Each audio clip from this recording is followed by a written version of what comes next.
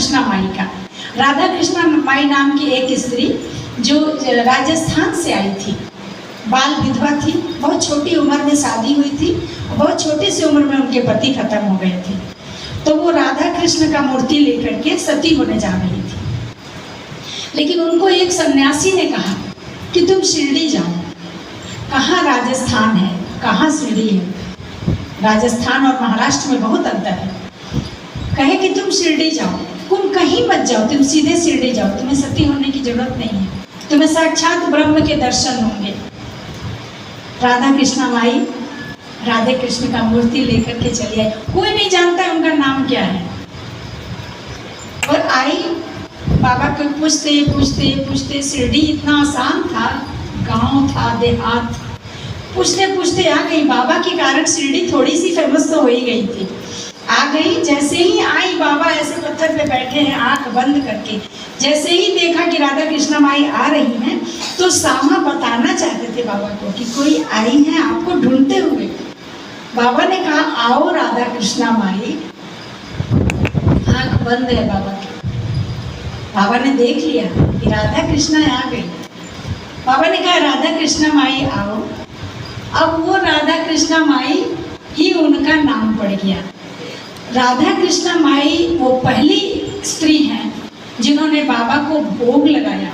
किसी की हिम्मत नहीं हुई थी बाबा को भोग लगाने की। भोजन करा देना और बात है, और मंत्रोच्चारण करके, जल आचमन करके, माला पहना के, आरती दिखा के भोजन कराना किसी की हिम्मत नहीं थी। ये काम राधा कृष्णा माई ने किया और राधा कृष्णा माई के प्रेम में बाबा ने करवाया। तो दूसरा रिश्ता राधा कृष्णा माई से।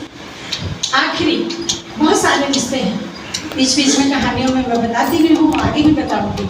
लेकिन तीसरा और आखिरी, जब हमारे यहाँ कोई शरीर छोड़ता है तो हमारे धर्म के हिसाब से, हर धर्म के हिसाब से आखिरी समय में दान देने की प्रवृत्ति है। लोग दान देते हैं कि हमको मुक्ति मिल जाए, हमको मोक्ष मिल जाए, ईश्वर का नाम लेते हैं। तो दान किसको देते हैं? उत्तम ब्राह्मण को। ब्राह्मण होना चाहिए, पुरुष होना चाहिए, स्त्रियां नहीं। स्त्रियां तो अपवित्र हैं, सारी सृष्टि का निर्माण कर दिया लेकिन वह पवित्र है। ये क्या मतलब नियम है, देख लीजिए।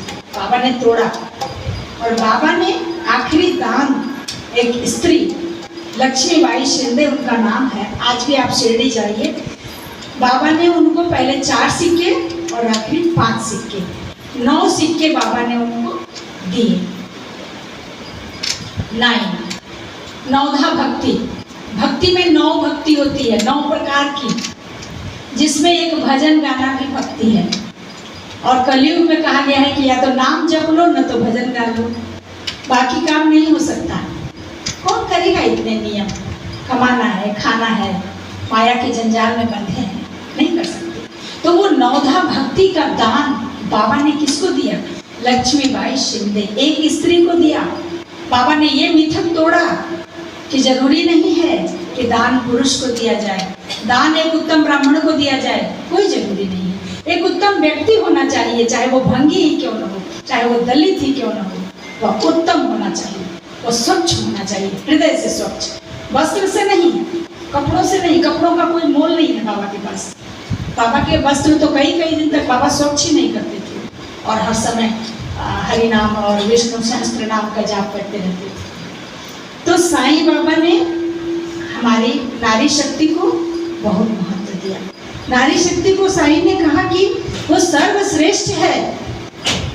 अगर आप शिव पुराण पढ़िएगा तो शिव पुराण में भी पाया गया कि एक अनंत लिंग जो पाताल से लेकर अंतरिक्ष तक गया हुआ था, लेकिन न उसमें कोई ध्वनि थी, न कोई आवाज, वो अनंत था।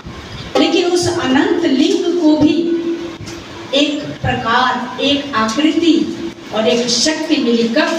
जब माँ आई, जब हमारी शक्ति आई शिव के साथ, तब शिव की पूजा हुई।